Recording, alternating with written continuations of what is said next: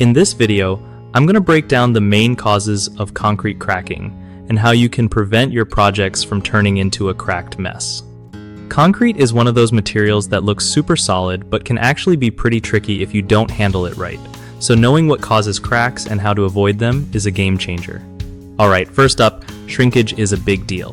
When concrete dries, it loses water and naturally shrinks, which can lead to cracks if you don't give it room to move or cure properly.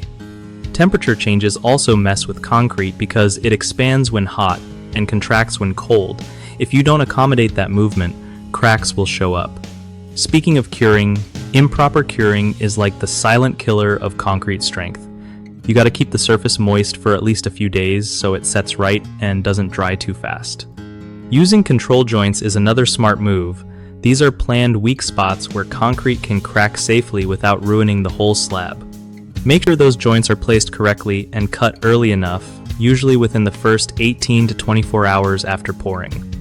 Also, avoid pouring concrete in extreme weather unless you're prepared with protective measures like blankets or cooling techniques. Mix design matters too. Too much water in your mix can weaken the concrete, making it more prone to cracking.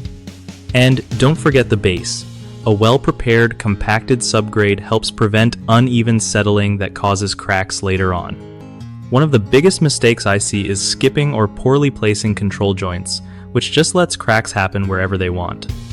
Another common issue is rushing the curing process, or not curing at all. Concrete needs time and moisture to build strength, no shortcuts. Finally, people often ignore temperature impacts during the pour and curing stage, leading to thermal cracking that's totally avoidable if you plan ahead with the right timing and protective gear. BigHomeProjects.com is awesome because it hooks up homeowners with trusted local contractors who really know what they're doing with concrete work and more.